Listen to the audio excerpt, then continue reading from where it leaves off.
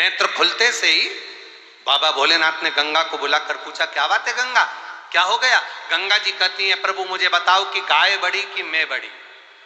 भगवान शंकर कहते हैं, गंगा तेरे जल में जो डुबकी लगाता है वो तर जाता है, उसको मोक्ष मिल जाता है, पार उतर जाता है। गंगा तेरे घाट पर दुनिया के लोगों को डुबकी लगाने जाना पड़ता है, पर गौ माता एक ऐसी है जो खुद हमारे दरवाजे पर आती है, उसका केवल दर्शन कर लिया जाता है तो मोक्ष मिल जाता है।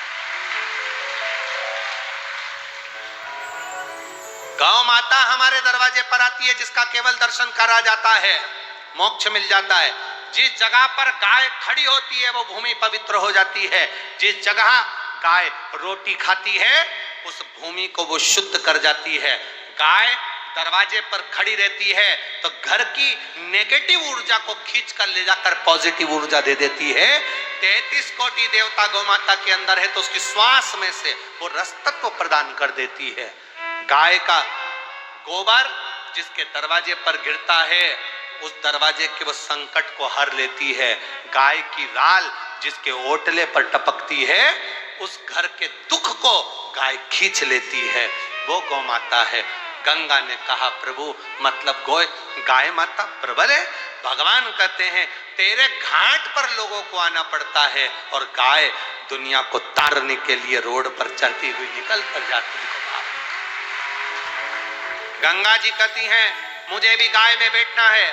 शंकर भगवान कहते हैं, गाय के अंदर बैठना है तो गाय का तो पूरा शरीर भरा पड़ा हुआ है, कोई जगह खाली नहीं। गंगा कहती है, प्रभु आप बिठाओगे तो मैं बैठ जाऊंगी। गंगा केवल गाय का मूत्र अकेला बचा है, अगर गोमूत्र में तू बैठे तो समझ ले कि तू तर गई।